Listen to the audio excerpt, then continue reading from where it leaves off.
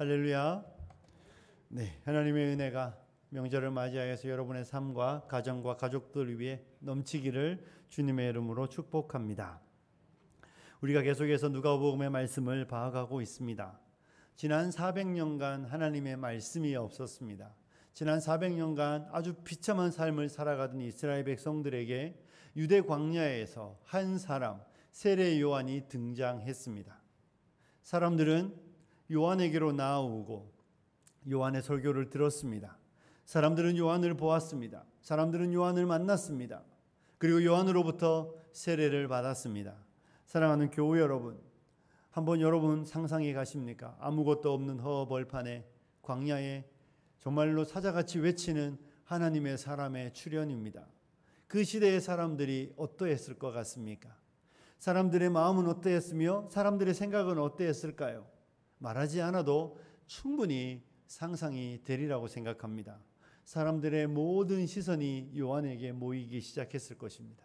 모든 사람들이 요한을 주목하여 보기 시작했을 것입니다. 이스라엘 모든 백성들이 이 사람이 바로 그 사람인가? 이렇게 생각하기 시작했을 것입니다. 그게 무슨 말이겠습니까?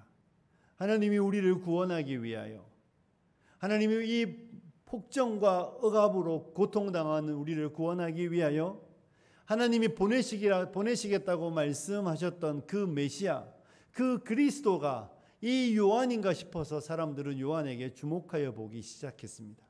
그래서 우리가 읽었던 본문 15절이 이렇게 말하는 것입니다.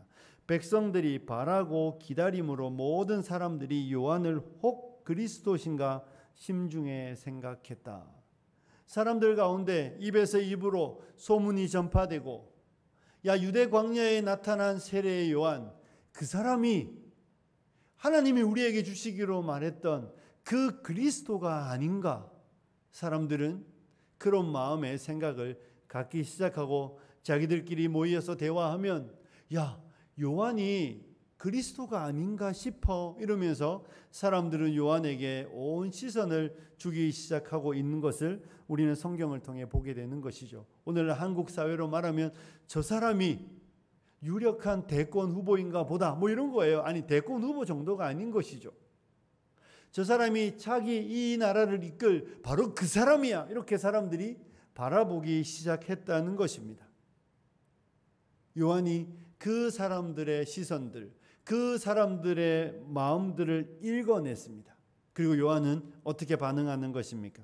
그것이 16절입니다. 16절은 이렇게 되어 있죠.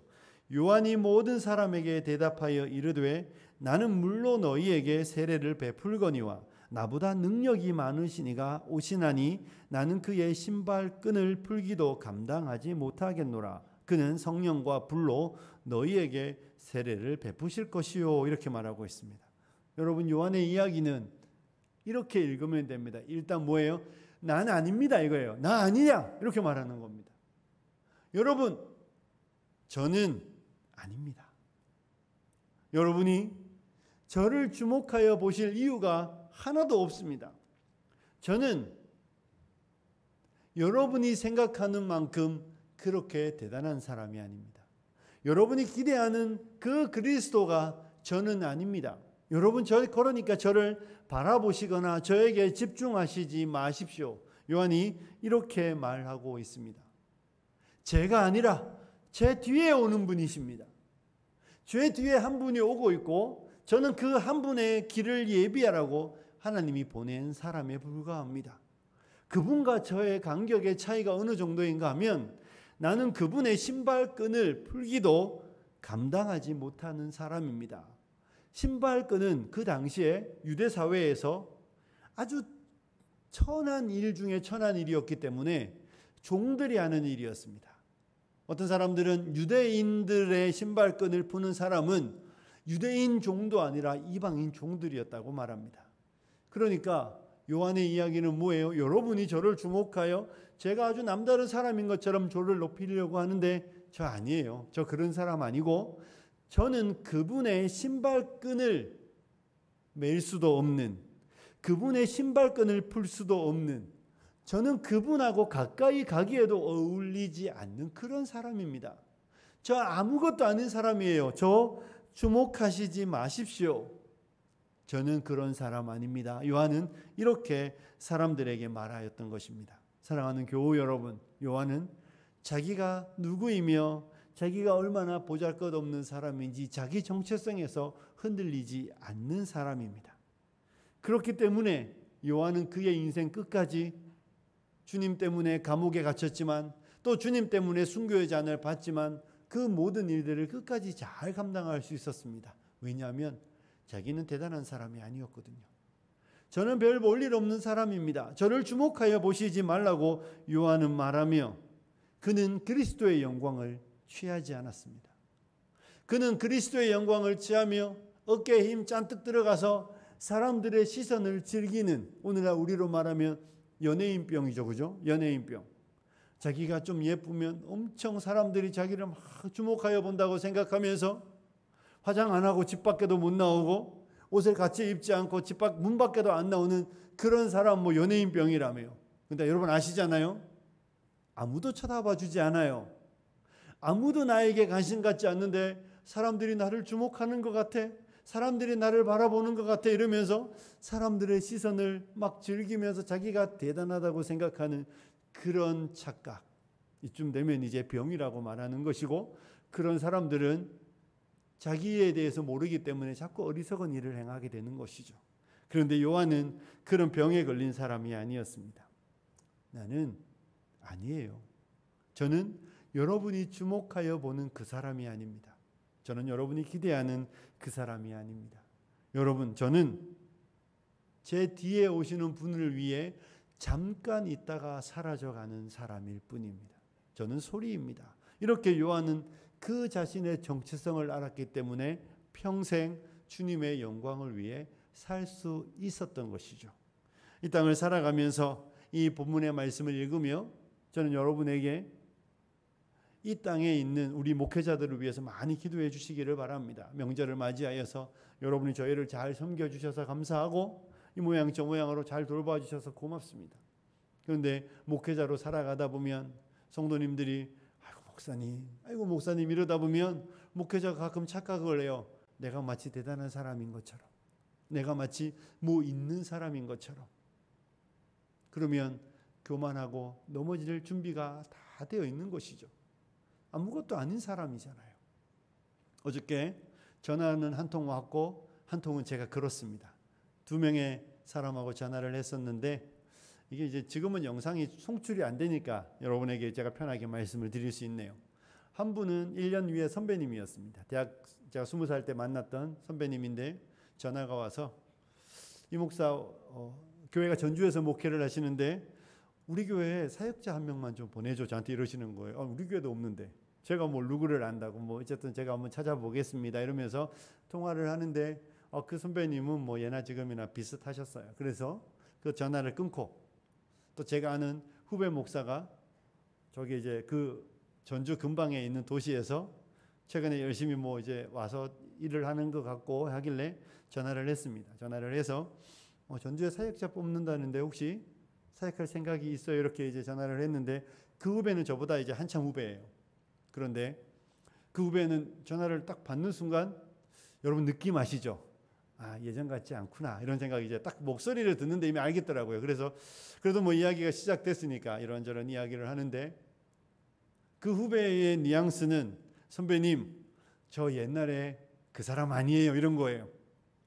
저 최근에 박사도 끝내고 들어왔어요. 유학 가서 박사학위도 끝냈고 저 이쪽 지역에서 이 교회 저 교회 불려다니며 강의도 하고 설교도 하면서 이쪽 주변에서 청빙도 들어왔어요.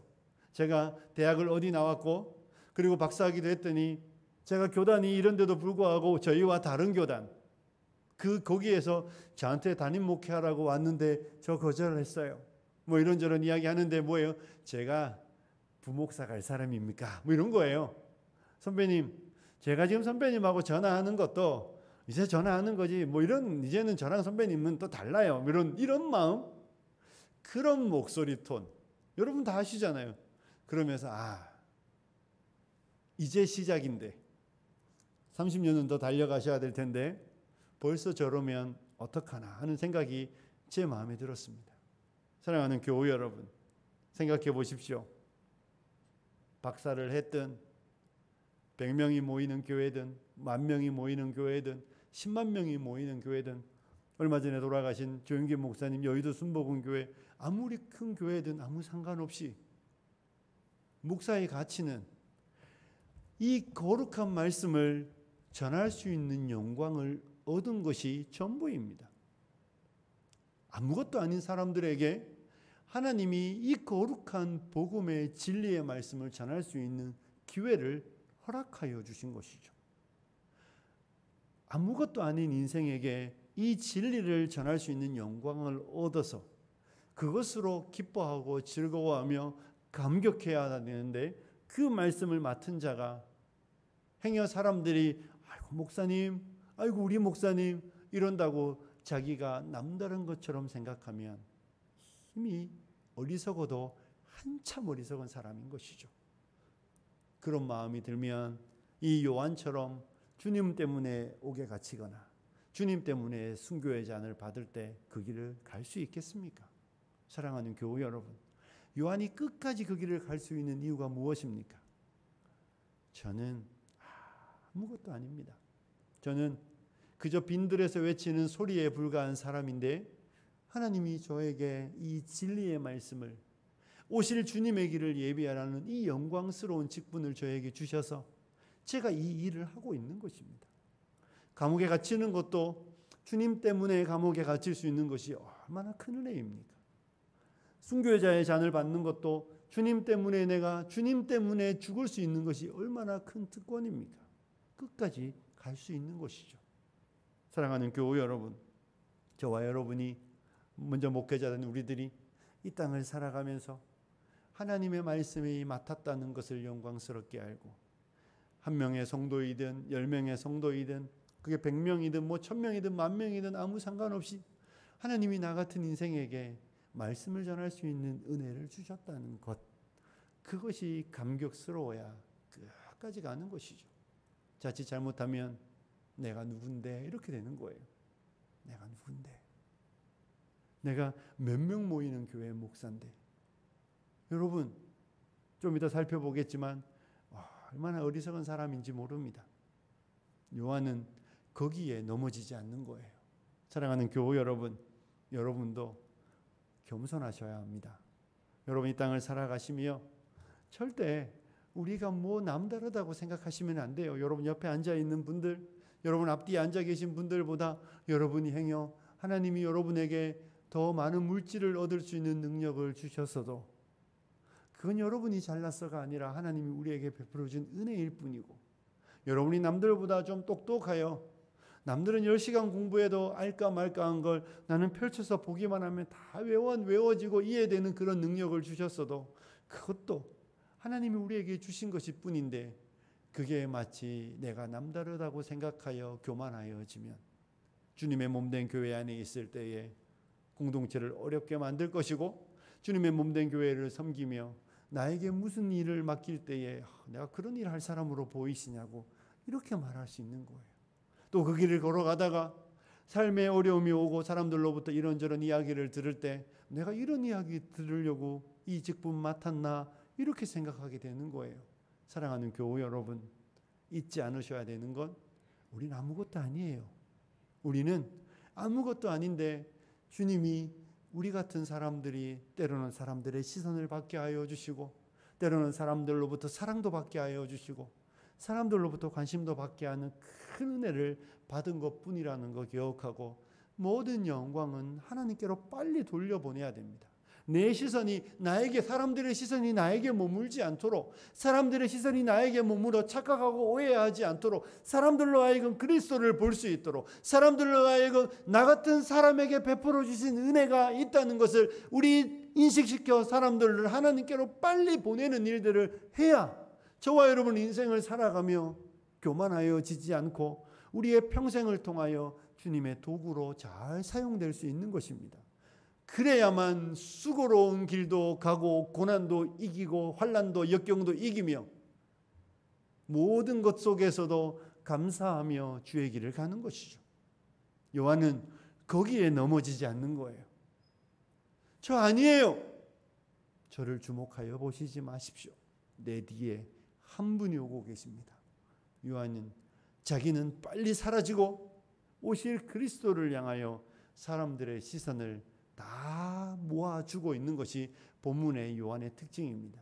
저는 우리 모든 교우들이 다 그렇게 우리의 인생을 다 사용하여 사람들을 그리스도께로 보내고 우리가 영광을 얻는 것이 아니라 우리 주님이 영광을 얻도록 살아내시는 화평의 성도님들이 되시기를 주님의 이름으로 축복합니다.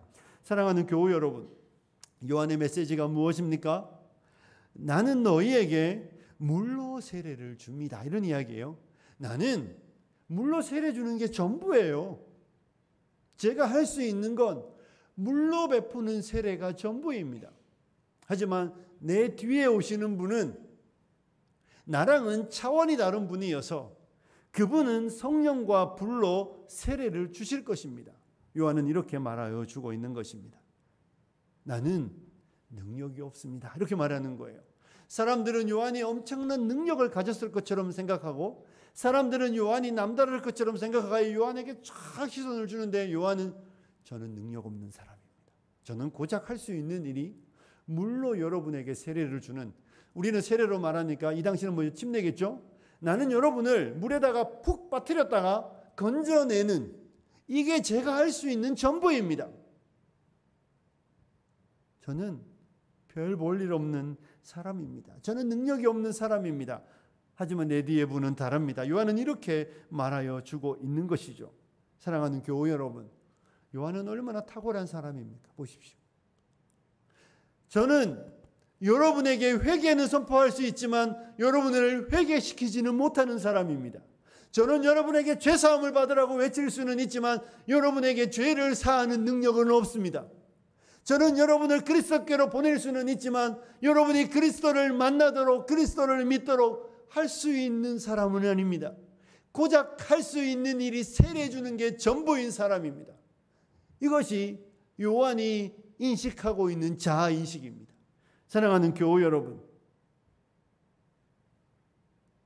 이 땅을 살아가는 제가, 이 땅을 살아가는 여러분이 우리가 할 수 있는 일이 이것밖에 없다는 거 여러분 기억하셔야 합니다.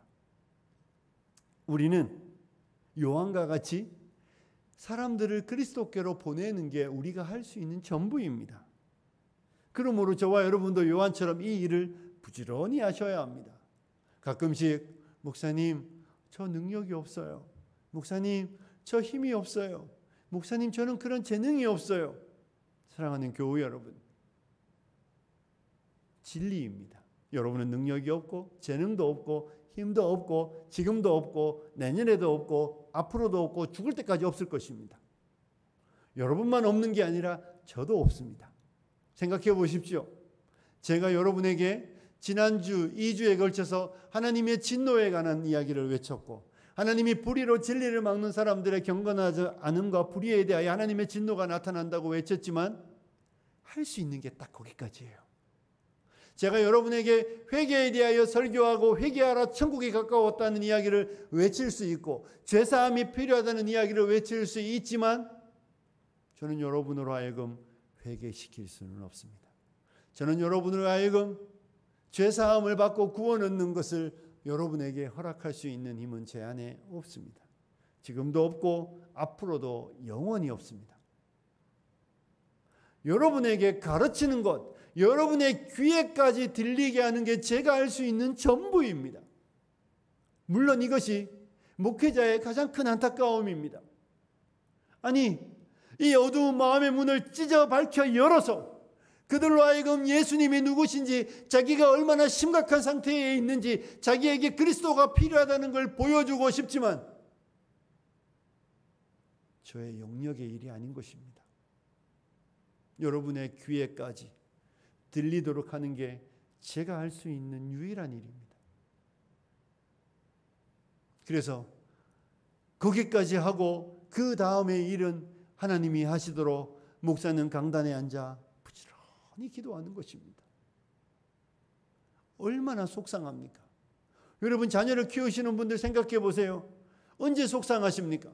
내 지나온 날들을 돌아보고 내 지나온 날들을 다 돌아본 다음에 내가 그때 그때 우리 엄마의 말을 듣고 이렇게 갔더라면 좋았을 걸 생각하며 안타까운 날들을 보내고 자녀를 낳고 아이에게 내가 갔던 어리석은 길들을 알기 때문에 이놈의 새끼는 그 길을 안 가기를 바라고 잔소리하며 가르치지만 놀라운 사실은 역사가 반복되듯이 이놈이 내가 했던 반응하고 똑같이 반응한다는 것입니다. 그래서 이놈이 대자로 뻗어지고 자고 그렇게 살아도 여러분은 속이 상할 대로 상하시잖아요. 그래서 여기 와서 늘 기도하고 저놈은 집에서 맨날 정신 나간 놈처럼 살아가는 이 역사의 반복들이 일어나는 이유 딱 그거예요. 하나님의 은혜가 제 안에 있었고 그래서 하나님의 말씀을 맡았고 하나님의 말씀을 여러분의 귀에 딱 들리는 데까지 하나님의 말씀을 가르치지만 하나님의 말씀이 성령과 함께 역사하여 여러분의 마음이 젖혀지고 여러분의 변화가 일어나고 여러분이 예수 믿게 하는 일은 제가 할 수 없는 일이기 때문에 말씀을 가르치고 그 소원을 가지면 가질수록 더 안타깝고 더 안타까워서 더 많이 기도하고 더 많이 기도하게 되는 것이죠. 사랑하는 교우 여러분, 저와 여러분이 할 수 있는 건 딱 사람들의 귀에 들려주는 것까지입니다. 요한이 했던 그 일을 우리도 할 수 있는 일이라는 것입니다. 요한이 사람들에게 복음의 진리가 들리도록 했던 것처럼 우리도 거기까지는 할 수 있는 것입니다. 다른 능력은 우리에게 없지만 그건 우리가 할 수 있는 일이죠. 전할 수 없는 지역에서는 사람들이 복음을 눈으로 볼 수 있도록 우리 가운데 오셨던 그리스도가 살았던 것처럼 우리의 삶을 살아냄으로 인하여 사람들이 그리스도를 볼 수 있도록 우리는 이 땅에서 복음의 삶을 살아내면 되는 것이죠. 거기까지가 저와 여러분이 할 수 있는 전부입니다. 얼마나 우리가 할 수 있는 일이 작은 일인지 모릅니다. 우리가 할 수 있는 일은 고작 입으로 말하는 것이고 삶으로 살아내 보여주어서 사람들에게 그리스도가 계시고 그리스도의 길을 준비하라고 알리는 것이 우리가 할 수 있는 전부인 것이죠. 사랑하는 교우 여러분, 교회 안에 누구도 이 이상의 일을 할 수 있는 사람이 없다는 거 기억하셔야 합니다. 교회 안에 누구도 이것을 넘어서는 일을 할 수 있는 사람은 아무도 없습니다. 가끔씩 병에 들어서 목사님 기도해 주세요. 목사님이 기도하면 여러분 목사의 기도는 능력 있는 거 아니에요? 기도가 능력이 있을지 몰라도 목사가 능력이 있는 건 아닙니다. 용한 목사도 없고 능력 있는 목사도 없습니다. 그냥 하나님의 말씀을 전하고 하나님의 말씀을 따라 성도들의 아픔을 함께 아파하며 그 아픔을 느끼고 다 기도해 주는 게 할 수 있는 전부예요. 절대로 그 이상의 일을 할 수 있는 사람이 있을 것이라는 생각을 하시지 마시고 누군가가 어느 교회든 누구든 어떤 분이든 뭐 그 이상의 일을 한다라고 말하면 고개를 흔드십시오. 미쳤다. 어리석다. 바보구나. 이렇게 생각하시면 됩니다. 우리 가운데 누구도 이 선을 넘어서 할 수 있는 일을 할 수 있는 사람은 아무도 없습니다. 저도 여러분도 여러분 옆에 앉아 있는 사람도 우리 42년 목회하신 당회장 목사님도 못합니다. 우리는 능력이 없습니다. 인정하시죠? 아무도 없으니까 걱정하시지 마십시오. 요한도 없다는 걸 알았습니다. 나는 능력이 없어서 고작 물로 세례를 베푸는 게 전부이다. 하지만 내 뒤에 오시는 분은 다르다. 달라도 차원이 다르고 내 뒤에 오시는 분은 달라도 어마어마하게 다르기 때문에 그분의 능력이 어떠하냐 하면 그분은 성령과 불로서 너희에게 세례를 주실 것이라고 말하는 것이죠. 사랑하는 교우 여러분, 성령과 불로 세례 준다는 말이 무엇입니까? 예수님이 오셔서 그의 성령을 통하여 우리의 마음을 씻어 주신다는 것입니다. 성령님이 우리 가운데 오셔서 우리의 더러움을 태워 깨끗하게 하여 주신다는 말인 것이죠. 하나님께서 그리스도를 보내시고 그 그리스도께서 성령을 통하여 성령과 불로 우리를 새롭게 하여 주신다. 우리를 변화시켜 주신다는 거 성경은 우리에게 거듭거듭 말하여 주고 있는 것입니다. 사랑하는 교우 여러분, 그래서 기독교의 최고의 기적이 사람의 마음에 변화가 일어나는 것입니다. 여러분, 우리 다 이렇게 말하잖아요. 사람 뭐한다? 안 바뀐다. 사람 진짜 안 바뀝니까? 사람 바뀝니다, 여러분. 사람은 바뀌어야 됩니다. 왜냐하면 성령과 불로서 그리스도께서 사람을 변화시키는 것입니다. 믿으십니까? 우리가 이렇게 찬송가 부르잖아요. 은혜가 풍성한 하나님은 믿는 자 한 사람 한 사람 어제나 오늘도 변함없이 변찮고 보호해 주시네. 이 절이 무엇입니까? 정욕과 죄악에 물든 마음을 성령의 불길로 태우사 정결케 하소서. 태우소서. 깨끗게 하여 주옵소서.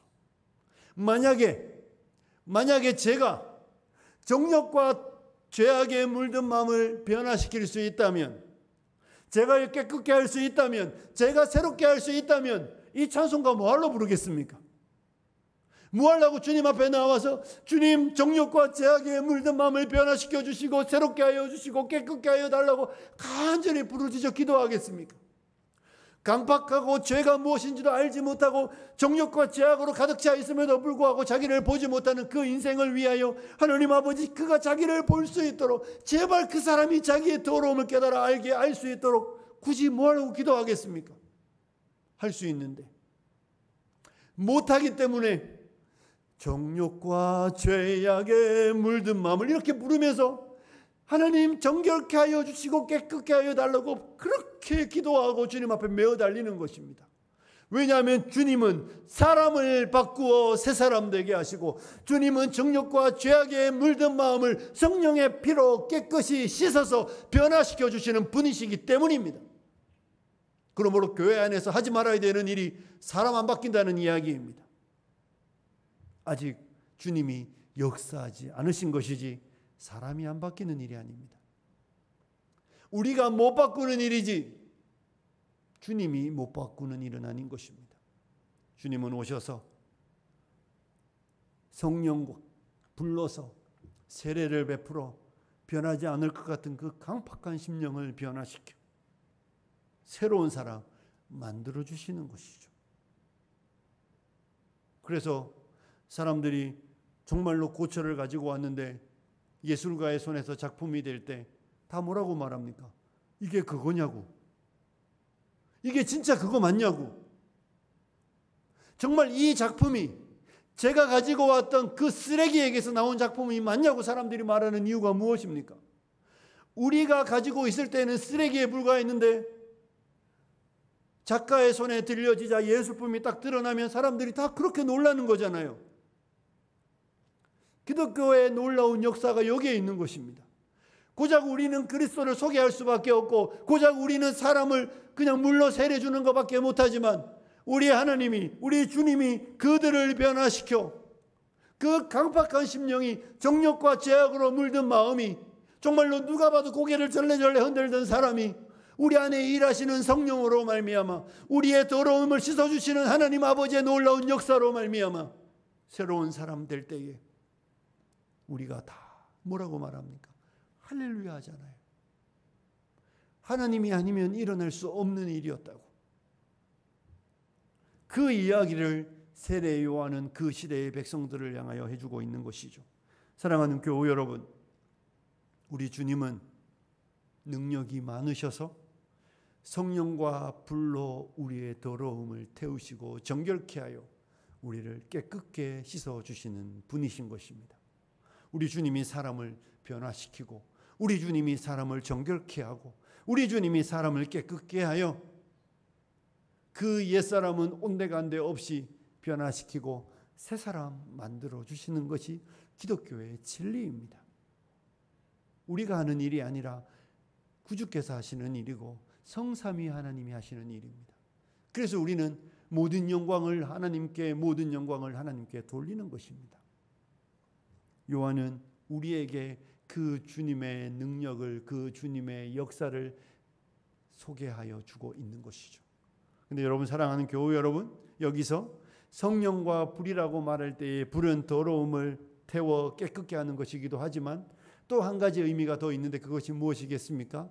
불은 심판의 불로 태운다는 의미도 동시에 나타난다는 거 여러분 기억하셔야 합니다. 용광로의 쇠가 불순물도 제거하지만 불순물들은 싹 뽑아버릴 때 불순물에게는 심판인 것입니다. 그래서 17절을 우리 17절을 같이 한번 읽어볼까요? 같이 읽습니다. 시작.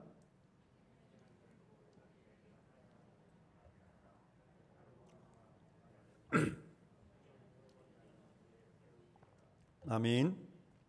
손에 키를 들고 자기의 타작마당을 정하사 알곡은 무화 곳간에 들이고 쭉정이는 꺼지지 않는 불에 태우시리라. 무슨 이야기입니까? 알곡은 보호하시고 쭉정이는 꺼지지 않는 불에 던진다는 심판의 의미를 성경은 분명히 가르쳐 주고 있는 것이죠. 하나님의 말씀이 들려지고 하나님의 말씀이 선포되고 하나님의 말씀을 변화시키는 하나님의 말씀이 선포됨에도 불구하고 그 말씀을 거절하는 인생에게는 심판의 불이 남아 있다는 거 성경은 말하여 주고 있는 것이죠. 그 대표적으로 심판의 대상이 누구입니까? 19절에 나오는 분봉왕 헤롯 왕입니다.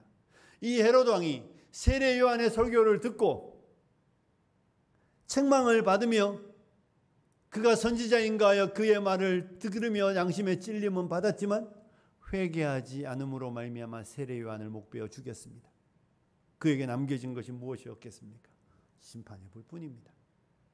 하나님의 말씀을 들었음에도 불구하고 하나님의 말씀이 들렸음에도 불구하고 그 말씀 앞에 엎드려 부복하여 회개하지 않는 심령에게 남겨진 불은 정결케 하는 불이 아니라 태우는 불이며 심판의 불뿐이라는 것 성경은 우리에게 말하여 주고 있는 것이죠. 사랑하는 교우 여러분, 그래서 이 말씀은 구주 오셔서 성령과 불러서 우리에게 세례를 베푸실 때 우리를 정결케 하시고 깨끗게 하시는 말씀, 그래서 구주 오셔서 자기의 타작마당을 정하여 성령과 불로 깨끗게 되고 변화된 사람은 무화 곳간에 들이신다는 말은 성도에게는 최고의 위로의 말씀입니다.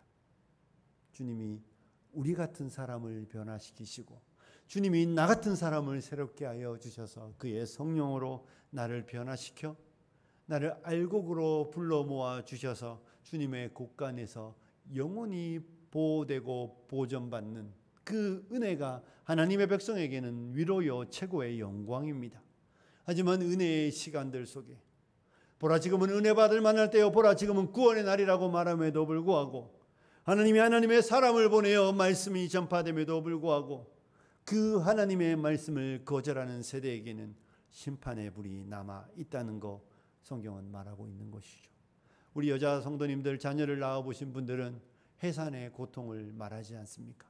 남자들은 천번 만번 말해도 말할 수 없는 고통입니다. 그 고통들을 주님이 이 땅에 남겨두시는 이유가 무엇이겠습니까? 이 땅을 살아가는 우리의 인생이 고통과 고난과 아픔을 겪는 이유가 무엇이겠습니까? 마음의 아픔이든 육체의 아픔이든 그 모든 아픔들은 장차 심판의 불로 임하시는 그날에 세상에 임하게 될 그 고통의 맛보기입니다.